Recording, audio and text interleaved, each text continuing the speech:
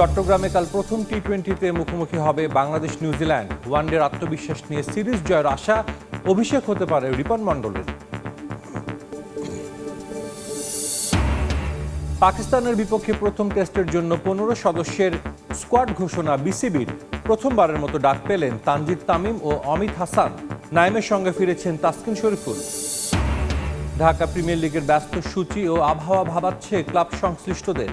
League হওয়ায় BCB সভাপতি তামিমকে ধন্যবাদ দিলেন সুজন। কাল অনুশীলন শুরু মোহামেডানের। জাতীয় ফুটবল দলের কোচ নিয়োগের প্রাথমিক বাছাই শেষে 36 জনের শর্ট লিস্ট করেছে ফুটবল ফেডারেশন। জায়গা হয়নি অতীতে কাজ করা কারোরই, আছেন 2 বাংলাদেশি। এবং নিজেদের অবস্থান থেকে সরে এলেন পেশাদার ফুটবলাররা। আগামী মৌসুম থেকে লিগে বিদেশি ও সাফ কোটায় 2 জন করে খেলোয়াড় অন্তর্ভুক্ত করার দাবি, বিবেচনার আশ্বাস বাফুফের।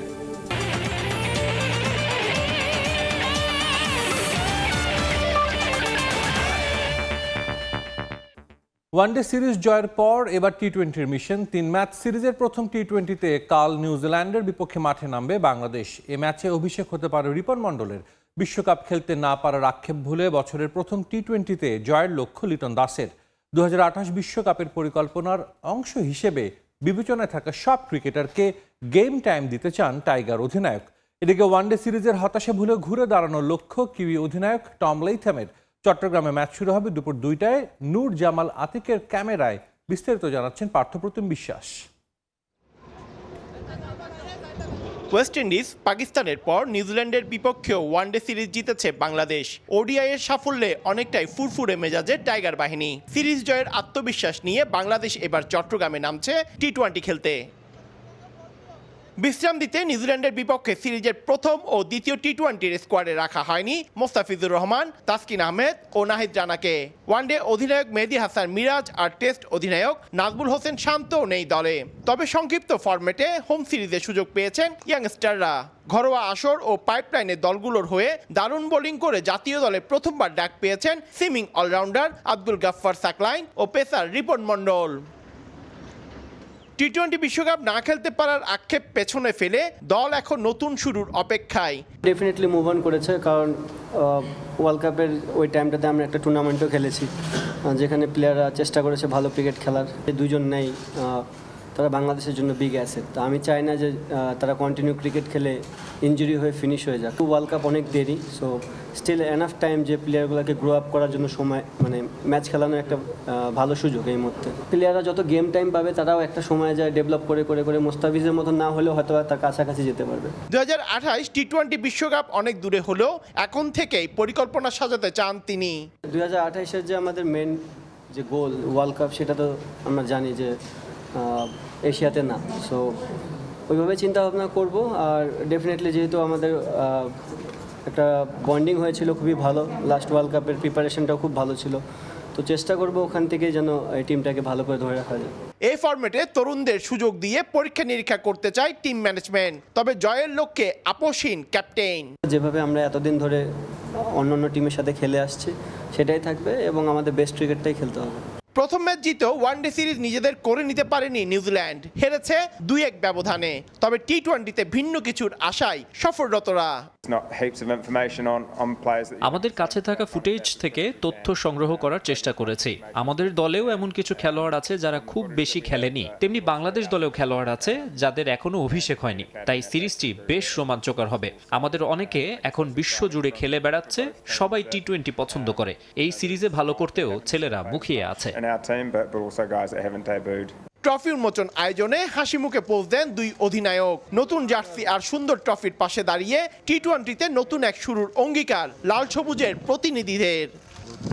পার্থপ্রতিম বিশ্বাস, সময় সংবাদ, চট্টগ্রাম। প্রায় 4 মাস পর টি-20 খেলতে নামছে বাংলাদেশ দল। যে ফরম্যাটে পরিসংখ্যানে বেশ পিছিয়ে টাইগাররা, তবে দ্রুতই সব দুর্বলতা কাটিয়ে ওঠার চেষ্টায় ফিল সিমন্স শিষ্যরা। চট্টগ্রামে নিউজিল্যান্ডের বিপক্ষে সিরিজে ভালো উইকেটের প্রত্যাশা অধিনায়ক লিটন দাসের। আস্থা রাখতে চান ব্যাটিং ইউনিটের ওপর, আর বোলারদের ইয়র্কার ডেলিভারি আরও ভালোভাবে রপ্ত করার তাগিদ দেন টাইগার ক্যাপ্টেন। টি-20 বিশ্বকাপ নিয়ে কত ঝড় ঝাপটা গেল বাংলাদেশের ক্রিকেটে। শেষ পর্যন্ত ভারত ও শ্রীলঙ্কা বিশ্বকাপে খেলাই হয়নি, যা নিয়ে সে সময় আফসোসের শেষ ছিল না লিটন দাসের দলের। তবে সরকার ও বোর্ডে পরিবর্তনের পর সময়ের সঙ্গে সঙ্গে সে তিক্ত অতীত ভুলে যাওয়ার চেষ্টায় ক্রিকেটাররা। যদিও সংক্ষিপ্ত ফরম্যাটে মাঠের পারফরমেন্সের তিক্ততা ভোলা কঠিনই। 212 ম্যাচের 121টিতেই হারের পরিসংখ্যান মোটেও সুখকর নয়। নিউজিল্যান্ডের বিপক্ষে পরিসংখ্যানেও বেশ পিছিয়ে। 20 ম্যাচের 15টিতেই হেরেছে বাংলাদেশ। তাদের বিপক্ষে সবশেষ জয় 2023 সালের ডিসেম্বরে। দেশের মাটিতে কিউইদের বিপক্ষে পারফরমেন্স অবশ্য খারাপ নয়। সবশেষ 2021 বিশ্বকাপের আগে বাংলাদেশে 5 ম্যাচের সিরিজ খেলেছিল ব্ল্যাক ক্যাপরা। 3-2 ব্যবধানে ওই সিরিজ জিতেছিল স্বাগতিকরা। সিরিজ জিতলেও সে সময় অতিরিক্ত টার্নিং উইকেট নিয়ে হয়েছিল বিস্তর সমালোচনা। এবার ভিন্ন উইকেট হওয়ার সম্ভাবনাই বেশি। 3 ম্যাচ ওয়ানডে সিরিজের উইকেট ছিল পেস সহায়ক, টি-20তেও স্পোর্টিং উইকেট আশা করা হচ্ছে। দেখে মনে হয়েছে ভালো উইকেট হবে।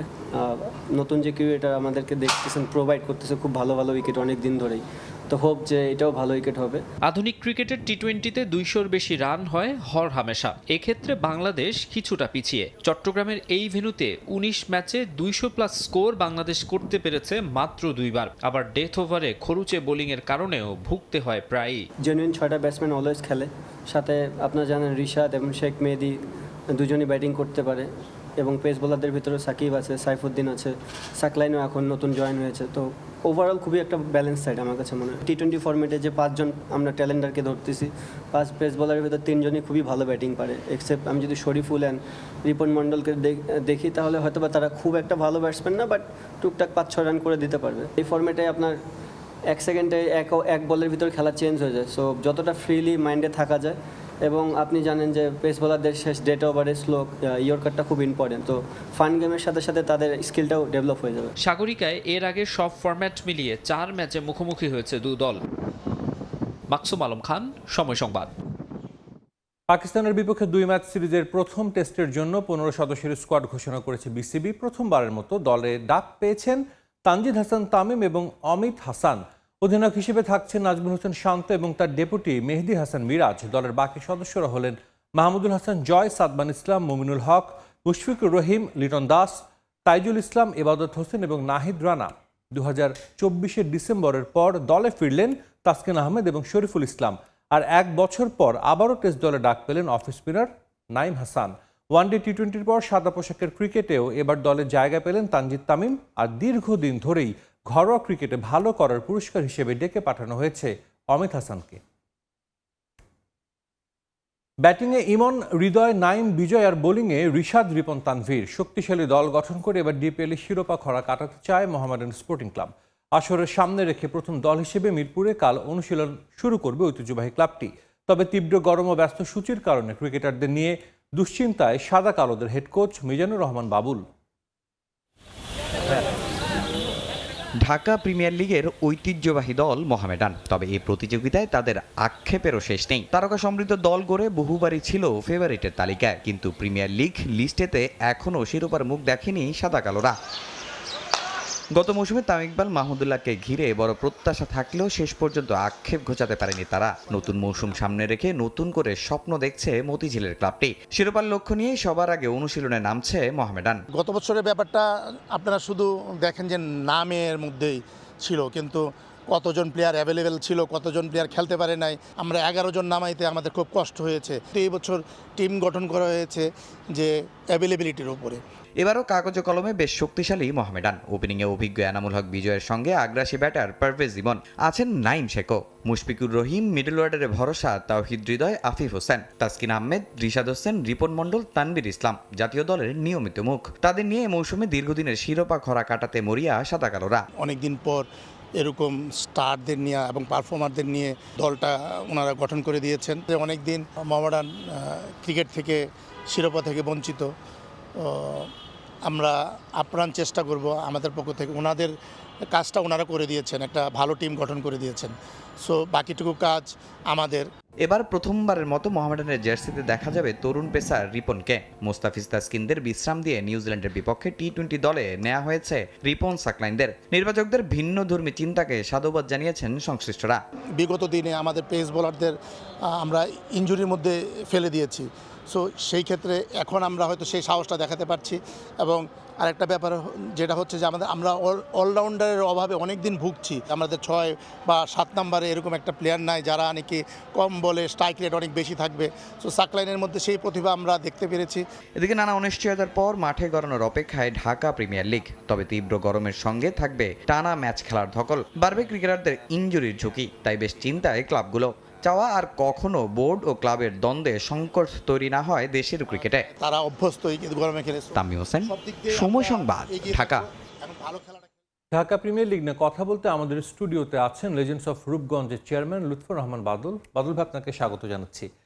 অনেক অনিশ্চয়তা ছিল, ঢাকা প্রিমিয়ার লিগ হবে কি হবে না, শেষ পর্যন্ত গড়াচ্ছে। অনেকেই বলছেন এটা অনেক বড় স্বস্তির খবর। তবে আপনার কি মনে হয় যে লিগ গড়াচ্ছে এটাই বড় খবর, নাকি আগের মতো হচ্ছে না লিগটা? এটাও তো অনেকের একটু আক্ষেপ রয়েছে। নিশ্চয়ই আপনার একটু আক্ষেপ রয়েছে যে সিঙ্গেল লিগ হচ্ছে, সুপার লিগ হচ্ছে না। আপনি হয়তো বা মন মতো দলটা হয়তো বা গড়তে পারেননি। আমরা তো জানি প্রতি বছর লেজেন্ডস অফ রূপগঞ্জ বড় দল গড়ে। এবার তো মানে আপনার দলটা আমরা দেখছি যে ভালো দল হয়েছে, কিন্তু কোথায় দেখছেন আপনি নিজের দলকে? ধন্যবাদ আপনাকে।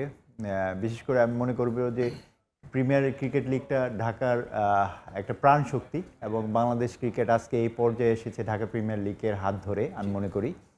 এবং সবচেয়ে বড় কথা হলো এই প্রিমিয়ার লিগটা আপনি যদি খেয়াল করে থাকেন, সেই ওয়াসিম আকরাম জৌলসটা যেভাবে আমরা এনেছিলাম, এবং আপনারা জানেন যে ওখানে জয়সূর্যা যে বছর 1996-এ ওয়ার্ল্ড কাপ চ্যাম্পিয়ন হয়েছিল, আমি মোহামেডানের জয়সূর্যা এবং রানা তুগাকে এনেছিলাম। তো এই যে প্রিমিয়ার লিগটা যে তখন কিন্তু আমাদের বিপিএল ছিল না, তাহলে ওই ওয়ার্ল্ড ক্লাস প্লেয়ারদেরকে এই ঢাকা প্রিমিয়ার লিগে আনা, তখন কিন্তু লিস্ট এও ছিল না। তো সুতরাং ওই জায়গা থেকে আমি মনে করি কিছুটা আমরা জৌলস হারিয়েছি। তারপরে বলবো যে এখন এত প্লেয়ার বিপিএল এইভাবে আসার পর থেকে আমি মনে করি ঢাকা প্রিমিয়ার লিগটাকে সবসময় এটাকে অন্য চোখে দেখছে, এবং আমি কম্পিটিশন হচ্ছে না আমি মনে করছি। এবং আমার কাছে মনে হচ্ছে যে আরও সুন্দরভাবে এটাকে কালারফুল করে, এবং সমস্ত ক্রিকেটারদেরকে এটা এই ক্রিকেটের যে অনেক ক্রিকেটার এখানকার রুজির ব্যবস্থা থাকে, এবং আমি মনে করি যে এই লিগটা এবার যদি না হতো, সেই মন্দের ভালো হিসাবে লিগটা হচ্ছে, but not up to the mark. আপনি তো 30 বছর, যদি আমি ভুল না হয়ে থাকি, 30 বছর ধরে আপনি ঢাকার ক্লাব সংগঠক ক্রিকেটের সঙ্গে আছেন। আপনি বললেন জৌলুসটা আগের মতো নেই, না থাকার কারণ কি, বা কিভাবে এই জৌলুসটা আমরা ফেরাতে পারি ঢাকার ক্রিকেটে? এটা শুধু আপনার কথা না, যারা ক্রিকেট সংশ্লিষ্ট সবাই কিন্তু বলে যে ঢাকা প্রিমিয়ার লিগের আগের জৌলুসটা বা সেই কালারটা নেই। তাই ফেরানোর জন্য কি করা যেতে পারে? আপনি তো অনেকদিন এই আমি মনে করি যে এই জৌলুসটা আনার মধ্যে কম্পিটিশনটা ফেরত আনতে হবে। আপনি যদি খেয়াল করে থাকেন যে আগে মোহামেডান আবাহনীতে ফুল গ্যালারি হতো, এখন আপনারা এটা বলতে পারেন যে এত ক্রিকেট আর এত মোবাইলের মধ্যে দিনে দুপুরে রাত্রে ঘুমের মধ্যে সব জায়গায় ক্রিকেট খেলা আপনি ইজিলি লাইভ দেখতে পারতেছেন, স্কোর দেখতে পারতেছেন। ওইটা একটা কারণ হতে পারে, এবং ওই জৌলসটার কারণ মানে হারানোর ক্ষেত্রে।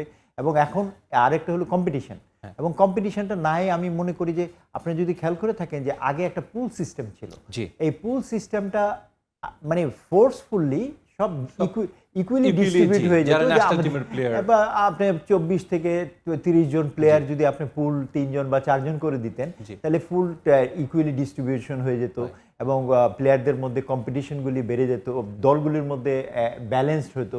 এখন যদি খেয়াল করে দেখেন যে একটা টিম যখন চ্যাম্পিয়ন হয়, তার ওই টিমের সাথে 12 নম্বরের টিমের আকাশ পাতাল পার্থক্য থাকে। সে ওই টিমে হয়তোবা চ্যাম্পিয়ন টিম খরচ করে বা 6 কোটি 7 কোটি টাকা, উইচ ওয়াজ একটা 12 নম্বর টিম খরচ করে 30-40 লাখ টাকা। এই যে ডিফারেন্সটা, তাহলে তো আপনি ওইভাবে তো কম্পিটিশনটা হচ্ছে না, এবং হবেও না এই আপনার স্বাভাবিকভাবে। তো এখানে একটা পুল সিস্টেম ইন্ট্রোডিউস ছিল, যেটাকে আবার ইমপ্লিমেন্টেশন করে এটাকে জৌলসটা ফেরত আনা যেতে পারে কম্পিটিশন করে। আর আমাদের লিগটাকে আরও সুন্দরভাবে, যেমন প্রতি বছর আমাদের একটা বিদেশি প্লেয়ার থাকতো। আপনারা জানেন যে আমার টিমে মর্গানও খেলে গেছে, মোহাম্মদ ইউসুফ খেলেছে, মানে স্টার, মানে একটা সবাই ওইসব প্লেয়ারদেরকে দেখতেও যেত। এখন বিপিএল হয়, এমনিও আসে। তারপরে আমি মনে করি যে প্রিমিয়ার লিগের আমার ধারণা ওয়ার্ল্ডের মধ্যে Dhaka premier league one of the best league, যেটাকে আরও সুন্দরভাবে করা যেত। এক্স্যাক্টলি। এবার শুরুতে আমরা শুনছিলাম যে আপনি হয়তো বা দল করতে আগ্রহী নন। লিজেন্ডস অফ রূপগঞ্জ এক যুগ আগে একটা নতুন দল আপনি নিজে করেছেন, নিজের দল টানা 3 বার এখনো চ্যাম্পিয়ন হতে পারেনি, যদিও আপনি আগে অন্য ক্লাবের হয়ে 3 বার মানে ব্যাক টু ব্যাক 3টে আলাদা ক্লাবের হয়ে শিরোপা রূপগঞ্জ হয়ে জিতেছেন। একবার করেছি কাজী টাইম, যখন আমরা নতুন ফার্স্ট লিগে জি। আমরা নিলাম তখন রূপগঞ্জ একবার চ্যাম্পিয়ন হয়েছে। জি। আপনারা জানেন যে অনেক প্রতিকূলতার মধ্যে আমরা টিম করেছি। জি। বিশেষ করে আমি দেশে ছিলাম না অলমোস্ট 10-11 বছর, এর মধ্যেও আমি টিম করেছি বিদেশ থেকে। এবং আমার ক্রিকেট একটা আমার পেশেন্স, এবং আমি মনে করি যে এই ক্রিকেটের জন্য কেউ বিদেশে পাড়ি দিয়েছে আমি মনে হয় একমাত্র আমি রেফারেন্স। এবং আমি মনে করি যে এই জায়গাটায় সবচেয়ে সুন্দরভাবে ক্রিকেটকে ভালোবাসাটা থেকে, যেমন আপনি যেটা বললেন যে 30 বছর কিন্তু আমি ক্রিকেটে মানে দিয়েছি, ক্রিকেট থেকে আমি কিছু নিতেও আসি নাই, আর কোনোদিন নিবেও না।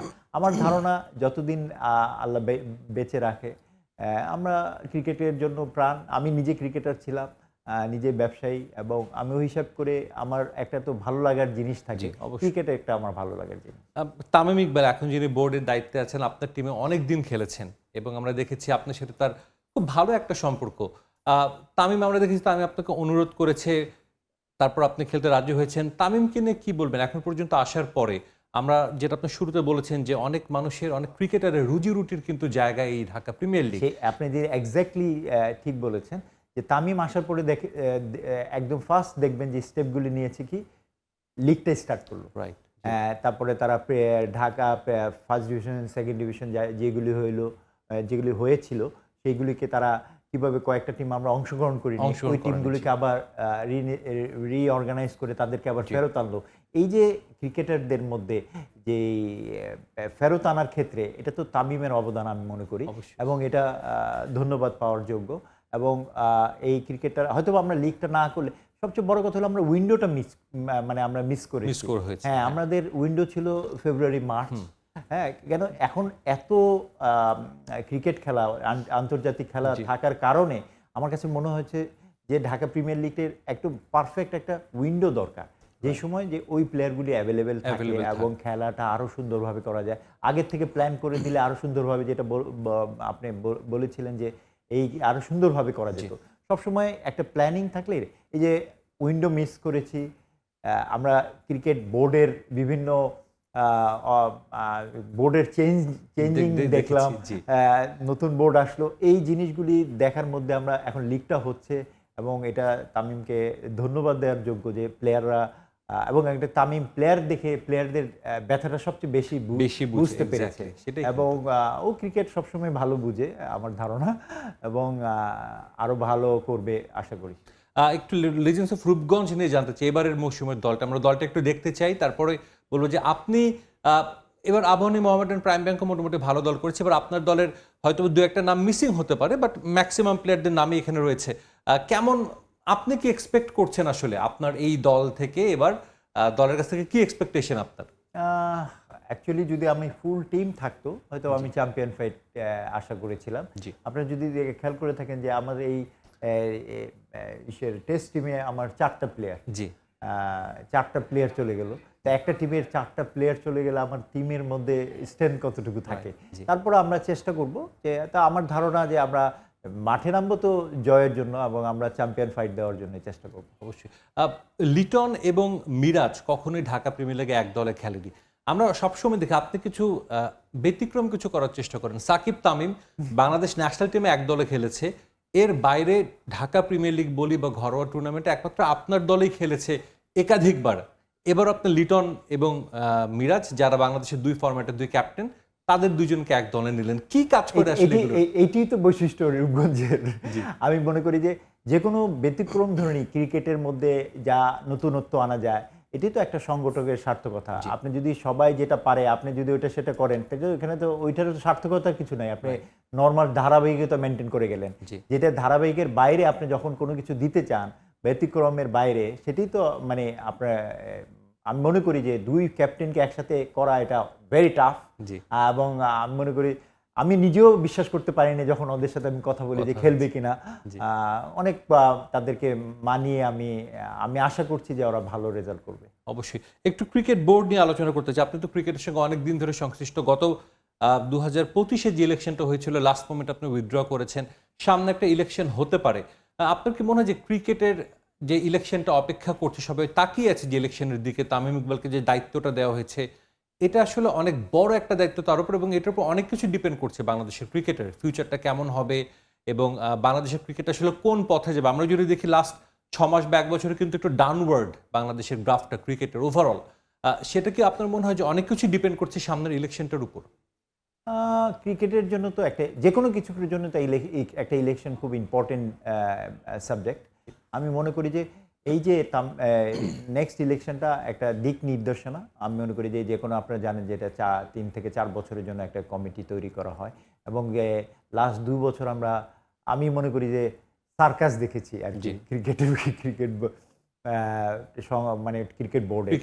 আমি সবচেয়ে দুঃখজনক লাগে যে ওয়ার্ল্ড কাপ খেলতে যায় নাই। সেটা একটা মানুষ কোয়ালিফাই করে ওয়ার্ল্ড কাপ খেলতে যায়, আমরা ওয়ার্ল্ড কাপ ফেলায় আমরা ওয়ার্ল্ড কাপ খেলতে যাই নাই। এটা রিয়েলি দুঃখজনক আমরা জাতি হিসেবে মনে করি।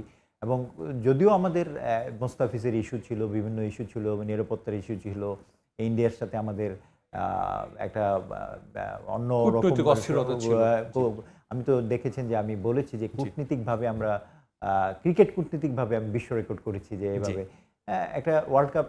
আমি মনে করি যে কোনো খেলার মধ্যে কোনো রাজনীতিটা না করানোই ভালো।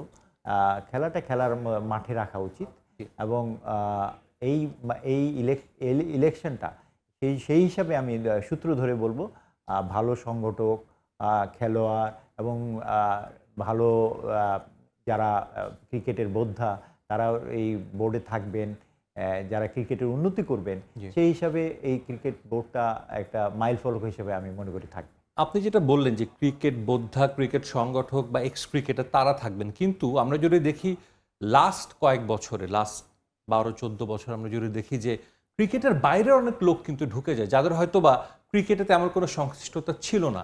অ্যাজ এ সংগঠক এটা আপনাদের জন্য কতটা পীড়াদায়ক যে আপনারা ক্রিকেটের পেছনে 30 বছর, কেউ 40 বছর সময় ব্যয় করেন, ক্রিকেটের সঙ্গে থাকেন, কিন্তু দিন শেষে দেখা যায় যে কোনো না কোনো একটা ফাঁক ফোকর দিয়ে ক্রিকেটের বাইরে, যার ক্রিকেটের কোনো সংশ্লিষ্টতা নেই, তারা ঢুকে যাচ্ছে ক্রিকেট বোর্ডে। আপনি যদি খেয়াল করে থাকেন যে বাংলাদেশের আগে আমাদের তলাবিহীন ঝুরি বলা হতো, অনেক এখন কিন্তু ওটা নেই।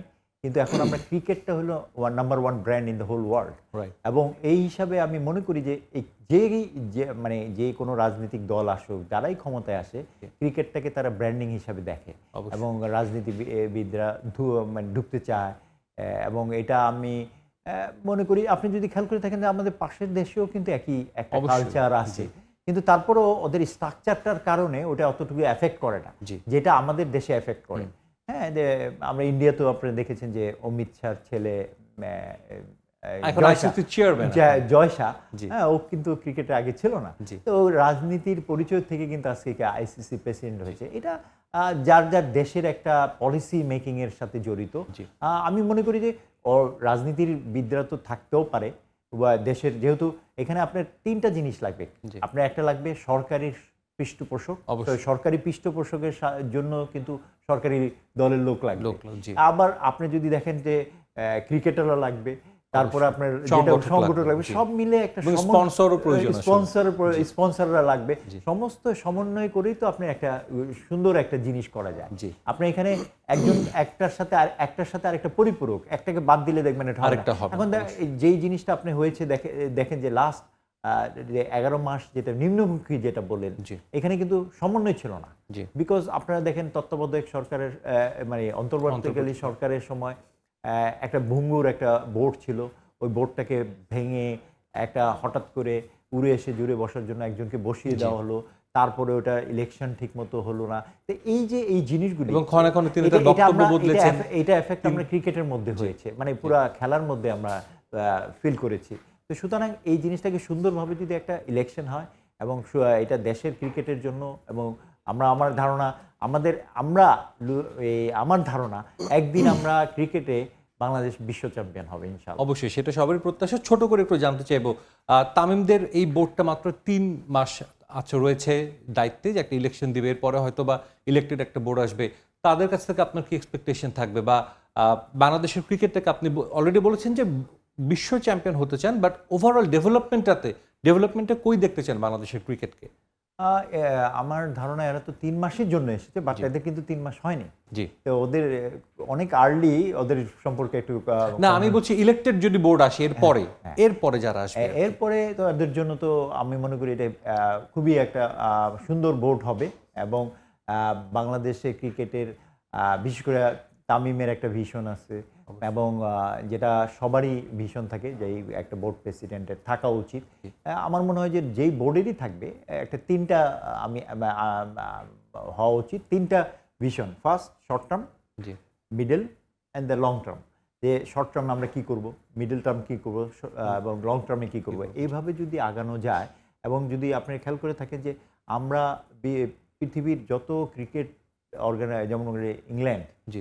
ইন্ডিয়া, আমরা যদি অস্ট্রেলিয়া দেখি, ওরা কিন্তু একটা ভিশন করে আগায়। জি। তো ওই ভিশনটাকে আগে আমাদেরকে সেট করতে Set হবে, করতে টার্গেট হবে, জি। সেট করতে হবে। অবশ্যই। টার্গেট সেট করে ওটাকে আপনাকে ব্যাকওয়ার্ড ক্যালকুলেশন করে আপনাকে আগিয়ে, মানে আমাদের ক্রিকেটকে আগিয়ে নিয়ে যেতে হবে। অবশ্যই, অসংখ্য ধন্যবাদ বাদল ভাই আমাদের সঙ্গে কথা বলার জন্য। আমাদের প্রত্যাশা সেটা যে দেশের ক্রিকেট এগিয়ে যাবে, একই সঙ্গে যেহেতু সামনে ঢাকা প্রিমিয়ার লিগ আছে সেটাও আমরা অপেক্ষায় আছি। ভালো একটা লিগ হোক, একটু ডিফারেন্ট পরিস্থিতিতে হচ্ছে, তারপরও সবার প্রত্যাশা ভালো ক্রিকেট হবে। আপনাকে অসংখ্য ধন্যবাদ। আমিও সময় টিভির দর্শকদেরকে ধন্যবাদ দিই। ধন্যবাদ। আমরা তখন কথা বলছিলাম, আমাদের সঙ্গে ছিলেন ঢাকা প্রিমিয়ার লিগের ক্লাব লিজেন্ডস অফ রূপগঞ্জের চেয়ারম্যান লুৎফর রহমান বাদল। আবারও স্বাগত খেলার সময়। ফুটবল প্রসঙ্গ। জাতীয় ফুটবল দলের কোচ নিয়োগের প্রাথমিক বাছাই শেষ করেছে ফুটবল ফেডারেশন। প্রধান কোচ 26 ও 10 জন, গোলরক্ষক কোচ নিয়ে মোট 36 জনের তালিকা করেছে বাছাই কমিটি। এর মধ্যে বাংলাদেশের আছেন 2 জন। সবচেয়ে বেশি রাখা হয়েছে ইউরোপের কোচ। এছাড়াও হামজাদের দায়িত্ব নিতে আগ্রহীদের তালিকায় আছেন আর্জেন্টাইনও। কিন্তু জায়গা হয়নি বাংলাদেশে কাজ করে গেছেন এমন কারোরই। এমন ঘটা করে জাতীয় দলের কোচ নিয়োগের কার্যক্রম কখনোই পরিচালনা করতে হয়নি বাফুফের। লাল সবুজ ফুটবলের ব্র্যান্ড ভ্যালু বাড়ায় ফেডারেশনের রীতিমতো সিফির পাহাড়। তাই অনেকটা বাধ্য হয়েই যাচাই বাছাইয়ের জন্য আলাদা কমিটি গঠন করে ফেডারেশন। অনলাইনে আবেদন আহ্বান করার পর থেকে এখন পর্যন্ত 270টি সিভি জমা পড়ে বাফুফের মেইলে। সেখান থেকে সংক্ষিপ্ত তালিকায় আছেন 36 জন, যার মধ্যে হেড কোচ 26 আর গোলকিপিং কোচ রাখা হয়েছে 10 জন, যেখানে 2টি বিভাগেই বাংলাদেশ থেকে টিকেছেন 1 জন করে। 26 এর ভিতরে একটা টপ লেভেলের একটা সিলেকশন আমরা পর্যায়ে আসছি। গোলকিপার কোচদের দিকে স্যাটিসফাই, আর বিশেষ করে 26 জনের ভিতরে 8 জন টপ লেভেলের কোচিং ক্যারিয়ার রয়েছে। বাছাই করছি বাংলাদেশে একজন কোচ আছেন এবং গোলকিপার কোচ এরা তো প্রো লাইসেন্স ওনারা আছে, এ পর্যন্ত আসছে। তো থাক, এটা টোটালি ফাইনালি সিদ্ধান্ত নেবে আমাদের হলো প্রেসিডেন্ট। 26 জনের হেড কোচের শর্ট লিস্টে ইউরোপিয়ান কোচের আধিক্য। স্পেন, নেদারল্যান্ডস, জার্মানি থেকে আছে একাধিক নাম। হামজাদের কোচ হওয়ার দৌড়ে জায়গা করেছেন লিওনেল মেসির দেশের প্রশিক্ষকও। তবে শর্ট লিস্টে বাফুফে এমন কাউকে রাখেনি যিনি ইতিপূর্বে কাজ করে গেছেন বাংলাদেশে। বিভিন্নভাবে হয়তো সামাজিক যোগাযোগ মাধ্যমে আসে, তো সেই জিনিসগুলো হলো এজেন্সি হয়তো সত্য মিথ্যা অনেক কিছুই হলো ছবিগুলো আসতেছে, তো সেই ক্ষেত্রে কিন্তু আমরা খুঁজে পাইনি এই জিনিসগুলো। সিভি চেক করে দেখলাম যে তাদের এশিয়াতে কোচিং ক্যারিয়ার আছে কিনা, এশিয়ার ভিতর এক্সপিরিয়েন্স আছে কিনা। আমাদের এশিয়ান লেভেলে হ্যান্ডেল করতে হলে এশিয়ান লেভেলের যারা অভিজ্ঞ সম্পন্ন কোচ তাদেরকে আমরা প্রায়োরিটি দিয়েছি। আপাতত এই তালিকায় বাফুফের এক্সিকিউটিভ বডির কাছে হস্তান্তর করবে কোচ বাছাই কমিটি। তবে 30 এপ্রিলের মধ্যে হাই প্রোফাইল কোনো আবেদন এলে তিনি ঢুকে পড়তে পারেন শর্টলিস্টে। সব যাচাই বাছাই শেষে মের দ্বিতীয় সপ্তাহের মাঝেই কোচ নিয়োগ প্রক্রিয়া শেষ করতে চায় ফুটবল ফেডারেশন। এস.এম. ইকবাল, সময় সংবাদ, ঢাকা। আসছে মৌসুম থেকে বাংলাদেশ ফুটবল লিগে বিদেশি কোটায় 2 জন এবং সাফ কোটায় 2 জন ফুটবলার অন্তর্ভুক্ত করার আবেদন জানিয়েছেন পেশাদার ফুটবলাররা। এর আগে খেলোয়াড় কল্যাণ সমিতির ব্যানারে 6 দফা দাবি জানালেও সেখান থেকে সরে এসে এই দাবি জানালেন তারা। যৌক্তিক বিবেচনা করে এ বিষয়ে ইতিবাচক সিদ্ধান্তের আশ্বাস দিয়েছে ফুটবল ফেডারেশন। ফুটবলারদের রুটি রুজির একমাত্র মাধ্যম ঘরোয়া ফুটবল। তবে চলতি মৌসুমে বাফুফে সাফ কোটায় 5 ফুটবলার খেলানোর অনুমোদন দিলে সংকুচিত হয়ে যায় তাদের সেই পথ। তা নিয়ে এবার ফেডারেশনের সঙ্গে বৈঠকে পেশাদার ফুটবলারদের প্রতিনিধি দল। বাংলাদেশ ফুটবল ফেডারেশনের খেলোয়াড়ের। এমনিতেই দেশের ফুটবল পাইপলাইন নড়বড়ে। ক্লাবগুলো খেলোয়াড় তৈরির পরিবর্তে তাকিয়ে থাকে রেডি ফুটবলারদের দিকে। তার মধ্যে লিগে বিদেশি ফুটবলারদের আধিক্য আরও নড়বড়ে করে তুলেছে ঘরোয়া কাঠামো। সব বিবেচনায় ফুটবলারদের অনুরোধ গুরুত্ব সহকারে নিয়েছে ফেডারেশন। ওনারা আজকে প্রেক্ষাপটে ওনারা বলছে সাফে 2 জন কোটা আবার 2 জন ফরেনার প্লেয়ার, ঠিক আছে। ওনারা বলছে, ওনারা লিখিত দিয়েছে, আমরা এটা নিয়ে কথা বলছি। হই হুল্লোড় ছাড়া আমাদের ওদের দাবি আছে, দাবিটা পেশ করছে, এই জন্য আমরা তাদেরকে ধন্যবাদ জানাচ্ছি এবং আশা করি আমরা আমাদের প্রেসিডেন্ট আসার পরে এই সিদ্ধান্তটা আমরা সুন্দরভাবে সমাধান করতে পারবো। খেলোয়াড়দের সাথে আমাদের গঠনমূলক কথা হয়েছে এবং তারা যে আলাপ আলোচনাটা আমাদের সাথে করেছে, তারা যে কনসেপ্টটা আমাদের কাছে দিয়েছে, আমি মনে করি এটা যৌক্তিক। আমরা এটা প্রেসিডেন্ট আসলে আমরা প্রেসিডেন্টের কাছে প্লেস করব। আমাদের ওপিনিয়নটা আশা করি খেলোয়াড়দের স্বার্থে যেটা আসবে সেটাই আমরা করব। এর আগে 15 এপ্রিল খেলোয়াড় কল্যাণ সমিতির ব্যানারে প্রায় 100 খানেক ফুটবলার বাফুফেতে এসে 6 দফা দাবিতে স্মারকলিপি জমা দেন। এবার সেখান থেকে সরে এসে শুধুমাত্র বিদেশি এবং সাফ কোটায় ফুটবলার কমানোর অনুরোধ তাদের। যদি সাফের 2-3টা কোটা মানে কোটা বাদ হয়, তাহলে আমাদের 3টা প্লেয়ার ঢুকতেছে। 3টা প্লেয়ার হলে আমাদের 10টা টিমে 30টা প্লেয়ার ঢুকতেছে। এখন 30টা প্লেয়ার থেকে তো যে কোনো একজন ন্যাশনাল টিমে খেলতেই পারে। আমরা কোনো কিছুর একদমই বাতের পক্ষে না, এটা সম্ভব না, এটা আমরাও জানি। কোনো কিছু এরকমভাবে পসিবল না। জাস্ট একটা জিনিস আছে, আপনারা সুন্দরভাবে এটা কারেকশন করে নেন। চলতি মৌসুমে 4 বিদেশি রেজিস্ট্রেশন করিয়ে ক্লাবগুলোর খেলানোর অনুমোদন আছে 3 জনের, আর সাফ কোটায় খেলছেন 5 জনই, যদিও এই সুযোগ নেয়নি অধিকাংশ ক্লাব। সন্তুষ্টমূলক আলাপ আলোচনা হয়েছে। এসএম ইকবাল, সময় সংবাদ, ঢাকা। আবারও স্বাগত খেলার সময়। দেশে ক্রমবর্ধমান হাম সংক্রমণ নিয়ে এবার সচেতনতামূলক ভিডিও বার্তা দিয়েছেন বাংলাদেশ জাতীয় ক্রিকেট দলের তারকারা। সাধারণ মানুষকে সচেতন হওয়ার পাশাপাশি শিশুদের হামের টিকা দিতে অনুরোধ জানিয়েছেন পারভেজ ইমন, তানজিম সাকিব, শরীফুল ইসলাম এবং রিশাদ হোসেনরা।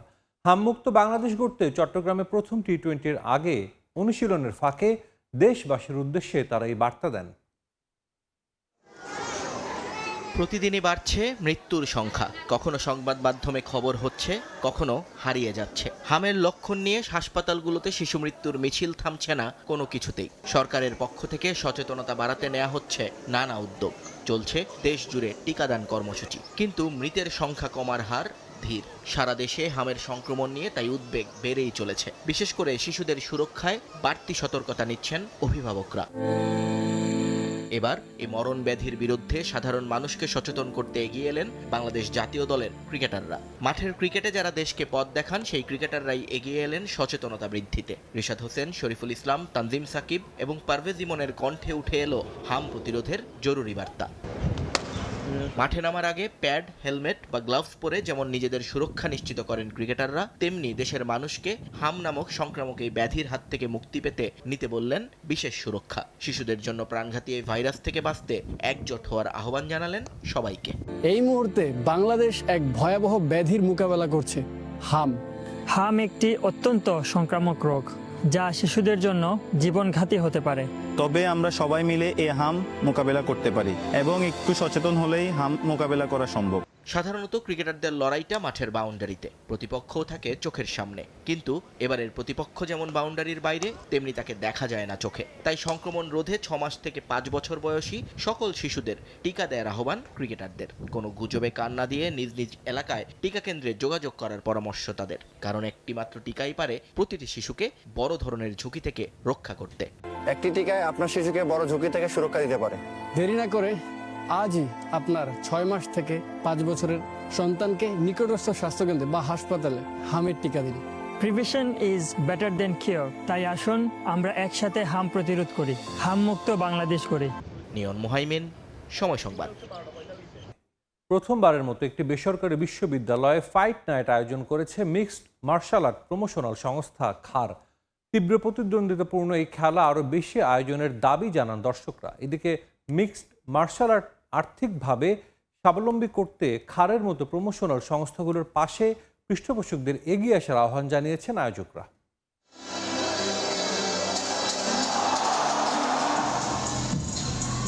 রাইট জ্যাব, লেফট হুক, নি, এলবো, নেকচোক, গ্র্যাবলিং, টেকডাউন কিংবা নকআউট। এই শব্দগুলো বাংলাদেশের স্পোর্টসের প্রেক্ষাপটে অপরিচিত হলেও মিক্সড মার্শাল আর্ট যারা দেখেন কিংবা খেলেন তাদের কাছে বেশ কমন টার্ম। আন্তর্জাতিক প্ল্যাটফর্ম ইউএফসি থেকে অনুপ্রেরণা নিয়ে দেশেও দিন দিন জনপ্রিয়তা পাচ্ছে mixed martial art. High intense এই খেলাকে দেশে জনপ্রিয় করতে কাজ করছে বেশ কয়েকটি প্ল্যাটফর্ম, যাদের মধ্যে সবচেয়ে জনপ্রিয় খার ফাইট। এর আগে দেশের বিভিন্ন জায়গায় ফাইট নাইট আয়োজন করলেও এই প্রথম একটি বেসরকারি বিশ্ববিদ্যালয়ের স্পোর্টস কম্পাউন্ডে ম্যাচ আয়োজন করেছে খার। সম্ভাবনাময় এই স্পোর্টসকে আরও বেশি জনপ্রিয় করে তুলতে সরকার থেকে পৃষ্ঠপোষক সবার সহযোগিতা চান আয়োজকরা। এটা গভর্নমেন্ট সাপোর্ট ছাড়া কোনো স্পোর্ট কি কোনো ইন্ডাস্ট্রি গ্রো করতে পারবে না। তো আমাদের সবসময় প্রচেষ্টা থাকে যে গভর্নমেন্টকে আমরা কোনোভাবে যদি বুঝাতে পারি যে আমরা কী করতে যাচ্ছি, এই খেলার যে পটেনশিয়ালটা আছে, তো যেদিন ওনারা বুঝবে আমাদের কাছে অনেক হেল্প, অনেক সহজ হয়ে যাবে। খারের মতো মিক্সড মার্শাল আর্ট স্পোর্টস প্রমোশনের কারণে আর্থিকভাবে লাভবান হচ্ছেন দেশের মিক্সড মার্শাল আর্ট অ্যাথলিটরা। এখান থেকে আন্তর্জাতিক পর্যায়ে এমএমএ খেলার প্রত্যাশা ফাইটারদের। আমাদের মানসম্পন্ন ফাইটার আছে, কিন্তু সঠিক ট্রেনিং, সঠিক নিউট্রিশন এইগুলো পাচ্ছি না আমরা, যার কারণে হচ্ছে আমরা কিছুটা পিছিয়ে আছি। বিশ্ববিদ্যালয়ে মিক্সড মার্শাল আর্ট ফাইট দেখেছেন অনেকেই। হাই ইন্টেন্স ও এক্সাইটিং ফাইট দেখে মুগ্ধ হয়েছেন দর্শকরা। ইউথরা ইন্সপায়ার হবে, অলসো প্রমোশন হবে, বাংলাদেশে এই স্পোর্টসটা স্টার্ট হবে। ডাব্লিউডাব্লিউ দেখা হয়েছে, কখনো এগুলো দেখা হয় নাই, বাট নর্থ সাউথে দেখে ফার্স্ট টু লাস্ট সবগুলাই দেখতেছি। দেশের মিক্সড মার্শাল আর্ট ফাইটারদের স্বাবলম্বী করতে খারের মতো স্পোর্টস প্রমোশনাল সংস্থাগুলোর পাশে পৃষ্ঠপোষকদের এগিয়ে আসার অনুরোধ করেছেন ফাইটাররা। ফাহিম ইসলাম, সময় সংবাদ, ঢাকা। এই ছিল খেলার সময়ে। এরপর প্রবাসী সময়ের সঙ্গে থাকবেন রাইসা জান্নাত। ধন্যবাদ সাজিদ। প্রবাসের সময় নিয়ে আসছে কিছুক্ষণ পর, সঙ্গেই থাকুন সময়।